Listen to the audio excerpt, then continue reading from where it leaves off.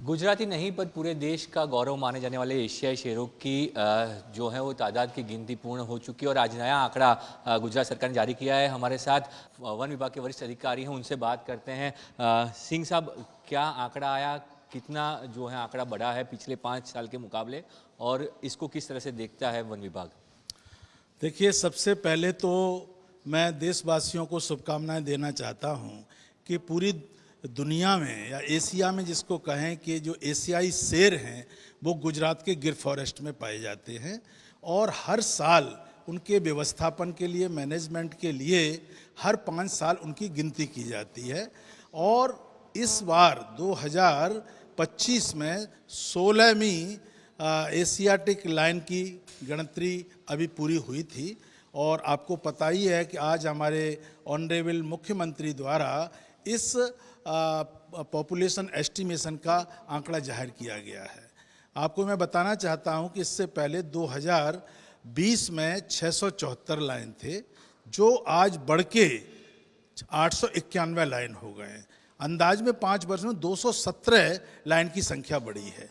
और आपको पता है कि ये जो हमारा शेर है, जिसको बब्बर शेर भी कहते हैं, अगर हिंदी में कहेंगे तो बब्बर शेर है, ये गिर फॉरेस्ट और गिर फॉरेस्ट के बाहर दोनों जगह पाया जाता है।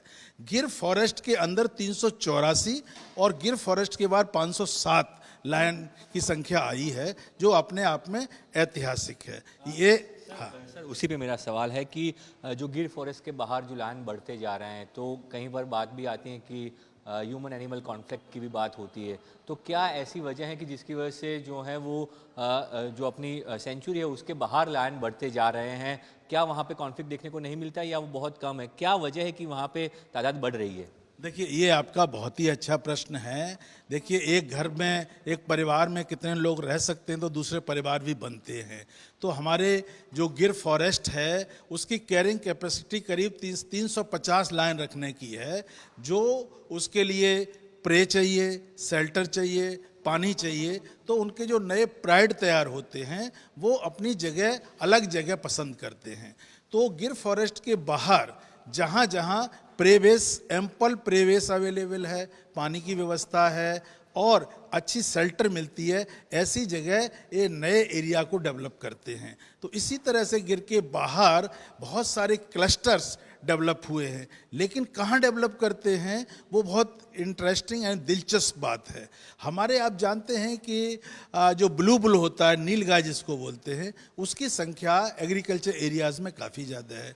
इसी तरह से जो भुंड जिसको बोलते हैं, वाइल्ड बोर, उनकी संख्या भी ज़्यादा है और उससे खेतों में किसान को काफ़ी प्रॉब्लम होती है। तो जब लाइन, जो एशियाटिक लाइन बाहर निकला है, तो वो ऐसे एरिया को पसंद करता है कि जहाँ ब्लू बोल और वाइल्ड बोर की संख्या अच्छी तादाद में है।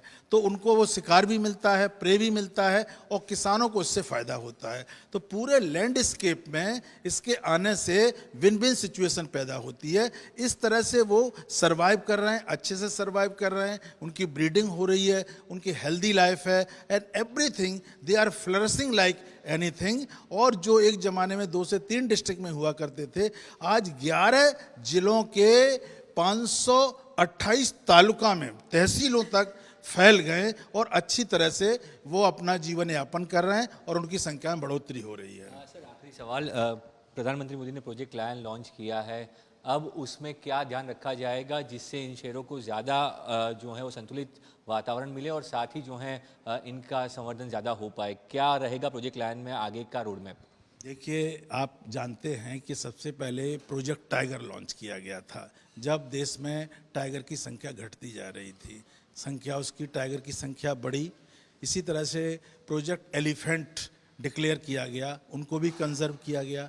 लेकिन क्योंकि लायन एक ही स्टेट में था, इसलिए इसके प्रोजेक्ट को लाने में देर हुई। लेकिन माननीय मुख्यमंत्री जो रह चुके और आज के माननीय प्रधानमंत्री हैं, उनकी इच्छा थी कि लायन का प्रोजेक्ट भी होना चाहिए। और आप जानते हैं कि लाल किला की प्राचीर से माननीय प्रधानमंत्री जी ने इसकी उद्घोषणा की, उसके बाद प्रोजेक्ट लायन आया। प्रोजेक्ट लायन आज अमल में है। तो ये चीज़ें देखनी है कि जिस तरह से इनकी संख्या बढ़ रही है, इनका व्याप बढ़ रहा है, इनके मैनेजमेंट की भी ज़रूरत है, इनके डिजीज डायग्नोस्टिक्स की भी ज़रूरत है, और मैन एनिमल कन्फ्लिक्ट को कंट्रोल करने की भी ज़रूरत है, और लोगों की अवेयरनेस की भी ज़रूरत है कि उसके बिहेवियर से वो जानकारी ले सकें। तो इन सब चीज़ों को देखते हुए, सारे पहलुओं को कवर करते हुए प्रोजेक्ट लाइन अमल हो गया है, प्रोजेक्ट लाइन चल रहा है। उसके लिए बहुत अच्छे रेस्क्यू सेंटर बनाए जा रहे हैं, डायग्नोस्टिक सेंटर बनाए जा रहे हैं, और जूनागढ़ के पास एक इंटरनेशनल डिजीज डायग्नोस्टिक सेंटर बन रहा है, जो खाली गुजरात के लिए नहीं पर पूरे इंडिया और इंडिया के बाहर के भी वाइल्ड एनिमल्स के ऊपर भी फोकस करेगा।